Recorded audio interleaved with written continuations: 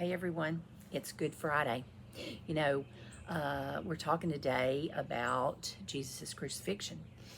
When I was a young Christian, when I heard Good Friday and then they started talking about the crucifixion, I was like, what's good about it?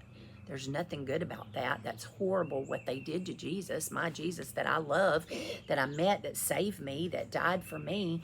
And then I started understanding the reason it's Good Friday is it's Good Friday for us. On this day, Jesus gave up his life for us to be saved. He gave the ultimate sacrifice so that he paid the penalty for our sins so we don't have to. And that's what's good about it. That's Good Friday. And today's, I guess, a day of celebration, but it's really not. Today is a day of recognizing what Jesus did, what he went through, what he chose to go through.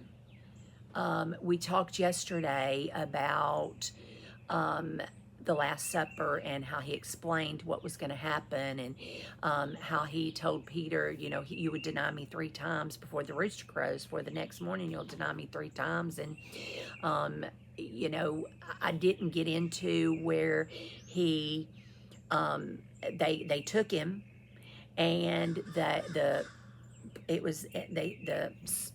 people took him. It was the elders in the church, the high priest. They took him, and they took him before the high priest, and it was the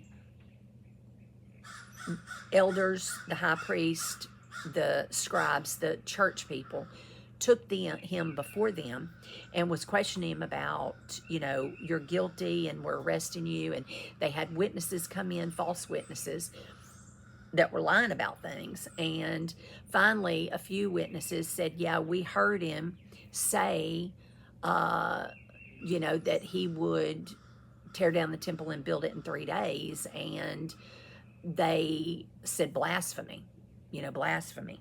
Let me read that to make sure I'm saying it correctly.